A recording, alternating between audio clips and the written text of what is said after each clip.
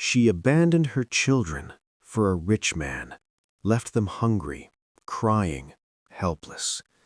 But 25 years later, she came back, not rich, not powerful, but broken and begging. And what her daughter said next shocked everyone. In a quiet village where survival was a daily battle, lived a man named Shinedu, his wife Amara, and their 4 children. Poverty lived with them, not outside their house, inside it. There were nights when the children would lie awake, holding their stomachs, pretending they were not hungry.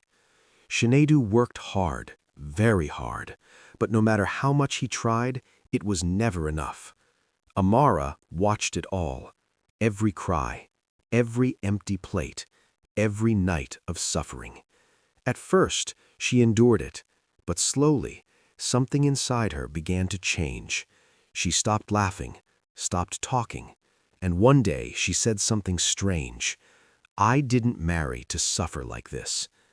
Shinedu was silent, because deep down he had no answer. Then he came, a wealthy man from the city. Everything about him screamed comfort. His clothes, his car, his confidence. And when he saw Amara, he smiled. He began to visit the village more often, not for business, for her. At first, it was just conversations, then promises. No more hunger, no more suffering, a better life.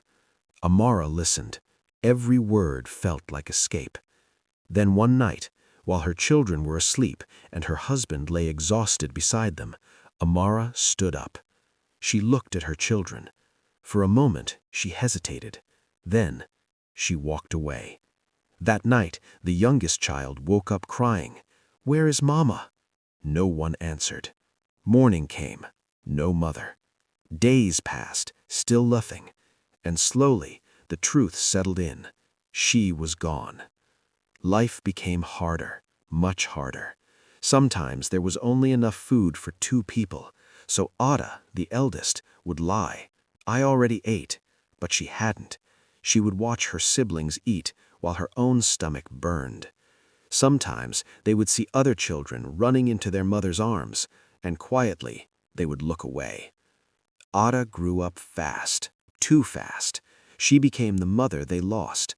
She worked small jobs, sold whatever she could, not for herself, for them. And slowly, very slowly, life began to change. Years passed, not easily, but with strength. The children grew, not just in age, but in resilience. They built something out of nothing, not because life was kind, but because they refused to break. Then one afternoon, a knock came at the gate. Ada opened it and froze.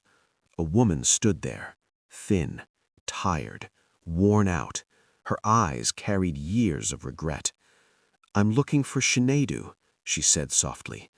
Ada frowned. "Who are you?" The woman's voice shook. Then she said it. "I am your mother."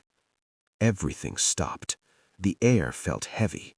After 25 years, she came back? Now? Why now? Shinedu stepped outside. The moment he saw her, his face hardened. Amara fell to her knees. "I suffered. I was abandoned. I made a mistake. Please forgive me." But no one moved. No one spoke. Because some wounds do not heal with words. Ada stepped forward, calm but fierce. "Where were you when we were starving?" Silence. "Where were you when we cried every night?" Amara couldn't speak. Then Ada said something no one expected.